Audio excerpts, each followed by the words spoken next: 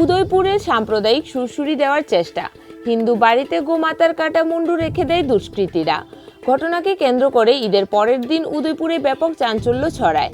সংবাদে জানা যায়, হিন্দু বাড়ির সামনে রাস্তায় গোমস্তক রাখাকে কেন্দ্র করে মুসলিমদের ধর্মীয় উৎসব ঈদের পরের দিনই তীব্র উত্তেজনা বিরাজ করছে রাধাকিশোরপুর থানাধীন রাজারবাগ সুকান্তপল্লী এলাকায়।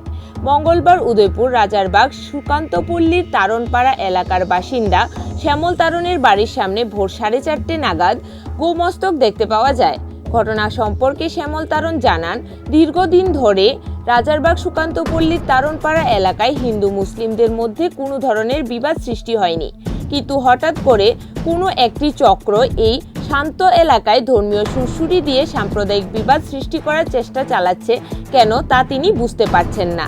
ঘটনাটা আজকে মানে সকালে যখন আমি মর্নিং ওয়াক করতাম যাইতেছিলাম, তখন আমার বাড়ির সামনে একটা গো মাথা পাওয়া গেছে আর কি।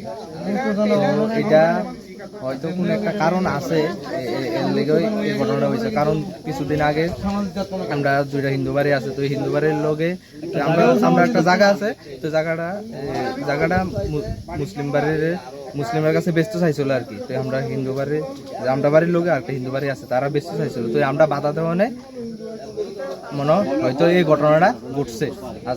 কাউকে কি সন্দেহ হয় এই বিষয়টাকে নিয়ে এসে? সন্দেহ হয়, আমরা বাড়ির লোকে যারা আছে, যে ফ্যামিলি মুসলিমের কাছে বেচতে চাইছে, তার কাছে আমরা সন্দেহ হইতাছে এই ঘটনাটা ঘটাইছে। তার এটা কোন জায়গা? এটা সুকান্তপল্লী তারণপাড়া। আমরা বাধা দিয়েছিলাম, বাধা দেওয়ার কারণে আজকে এই ঘটনা করছে। বিগত 50 বছর ধরে এখানে এমন হয়েছে না।